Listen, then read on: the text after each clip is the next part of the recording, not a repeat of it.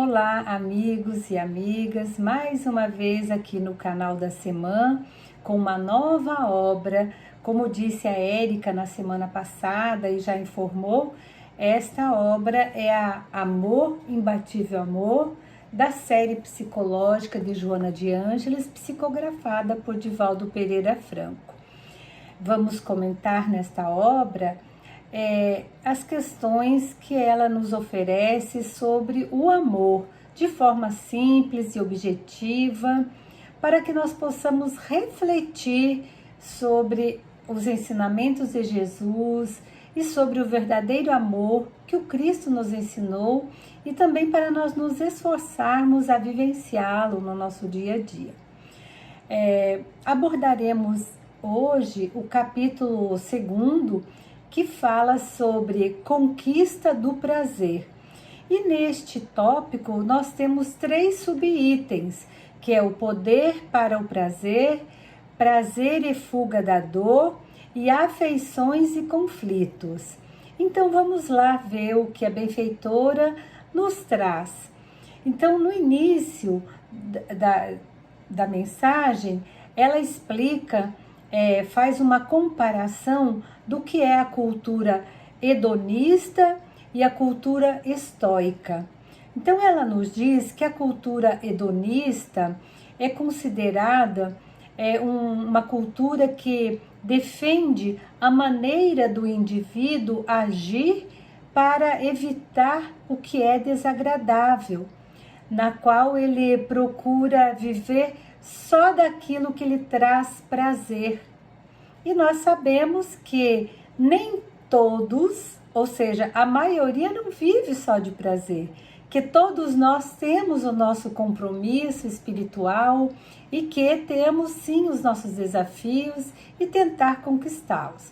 E ela nos diz ainda que ninguém consegue viver em harmonia consigo mesmo sem a autorrealização, ou melhor, sem o crescimento íntimo, sem amor, sem perdão, ou mesmo sem Jesus no coração, que é a essência deste amor que ela nos traz. Por isso, esta cultura hedonista nos aponta, Joana, que ela é falha, sem conteúdo, porque ela torna a vida em busca somente de prazer. E se nós pensarmos na existência, na nossa vida, no cotidiano das pessoas, é inevitável nós sermos totalmente prazer, porque nós temos sim o nosso desgaste orgânico, nós temos os nossos conflitos internos, temos as nossas dificuldades sociais, financeiras, de relacionamento. Então ninguém vive somente de prazer. Por isso é preciso entender que a dor faz parte do processo do crescimento. A dor é amadurecimento do ser, tanto no aspecto material quanto espiritual. E este processo de você aceitar a dor, Joana considera que, denomina e considera como estoicismo, que significa a resignação, a aceitação diante da dor.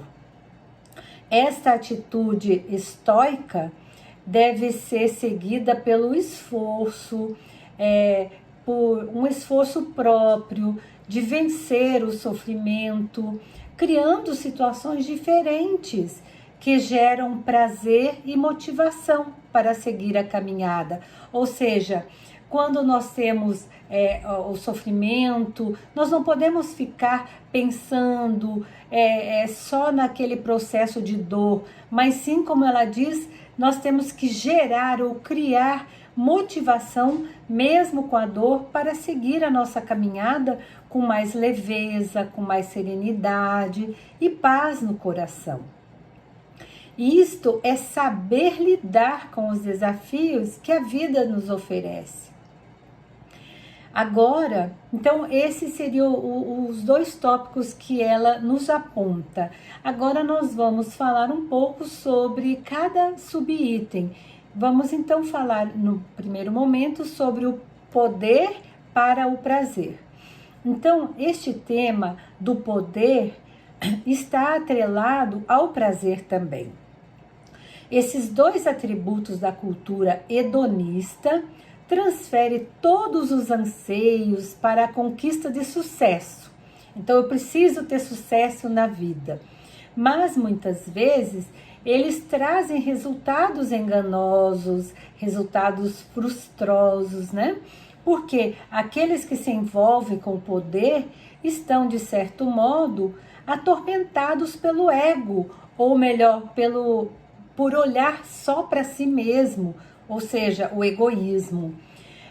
Seus referenciais são falsos, a sua amizade é insustentável, a solidariedade enganosa, como diz Joana, e eles trabalham como atores em peça teatral, ou seja, de fantasia, mas que essa fantasia é a realidade, né? Quanto ao poder econômico, que a gente está falando de poderes, né? Então, enquanto o poder econômico, Joana considera que muitas pessoas, elas se escravizam em nome do dinheiro, vendem suas próprias existências para atender às suas ambições. Sendo assim, muitas vezes essas pessoas naufragam e sentem um vazio existencial, porque sabe que o dinheiro, que o poder não traz a felicidade, como diz o ditado, né? O dinheiro não traz felicidade. Então, às vezes a pessoa vai em busca, procura, está sempre envolvida com os bens materiais e, no fundo, dentro de si está, né, um vazio. Por isso, o poder para Joana é considerado de valores ilusórios, e as suas vítimas, infelizmente, se multiplicam de forma crescente. Nós temos visto aí, né, na nossa geração de hoje, tantas pessoas buscando, querendo o prazer, querendo bens materiais, que não se contentam com o que tem, sempre em busca de mais, de mais, de mais. E, na verdade, Joana nos alerta aqui para nós sermos e não termos, né?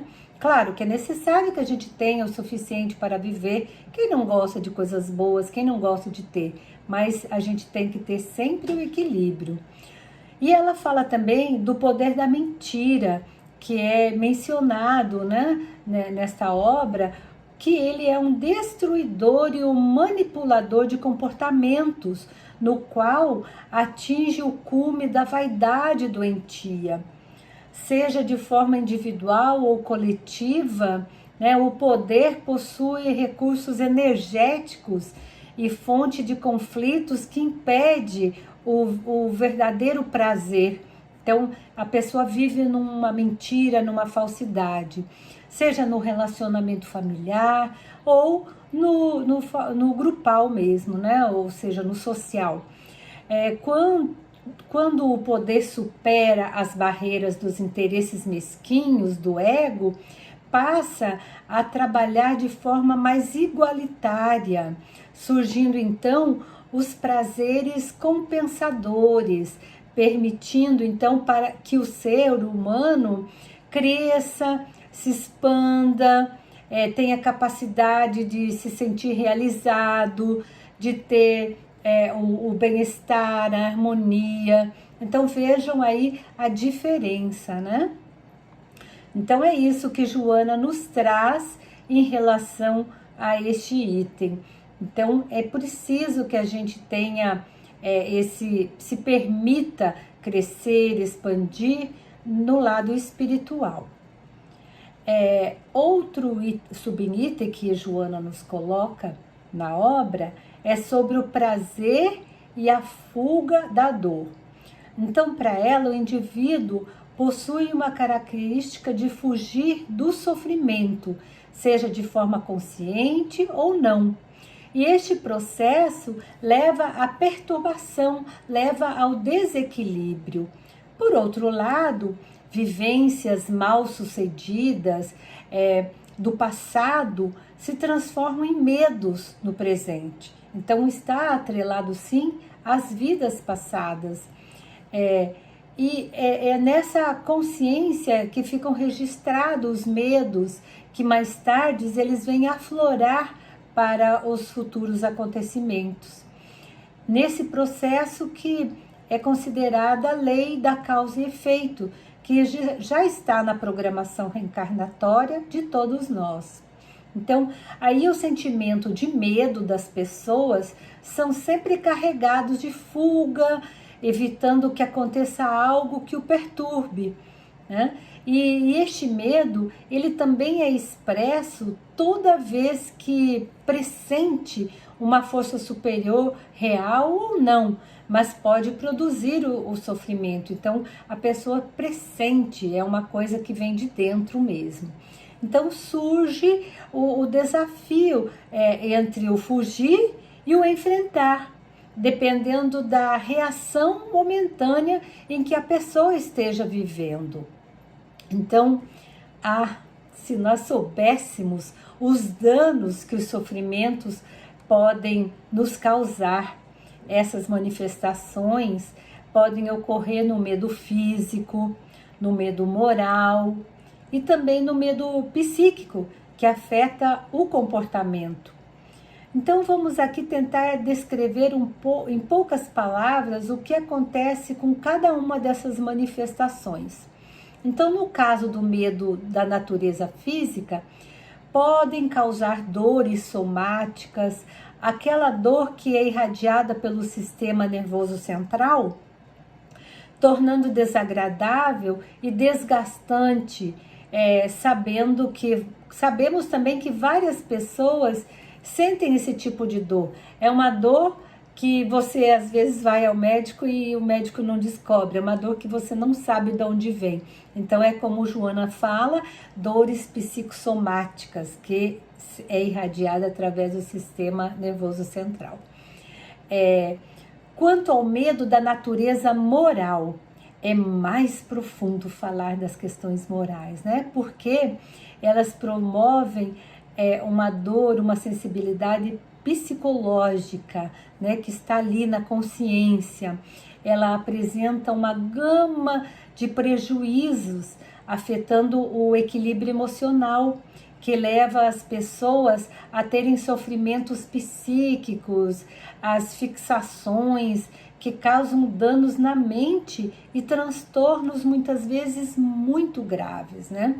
Então este medo moral impulsiona a raiva, que gera agressões, que muitas vezes está relacionado a algo do passado, como nós falamos aqui, e também da infância ou mesmo da juventude, na qual está sendo formada a personalidade. Com isso, muitas vezes esse mecanismo do medo moral produz sofrimentos que leva a pessoa a evitar o amor.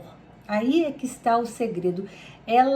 Esse amor condicional de troca egoísta, muitas vezes que ela diz assim, eu só vou amar se, ou ela diz assim, eu vou amar quando, ou ela diz ainda, eu amo porque, ou seja, nunca ela diz que ama porque ama, mas sempre tem algo, né, impondo nessa situação desse amor.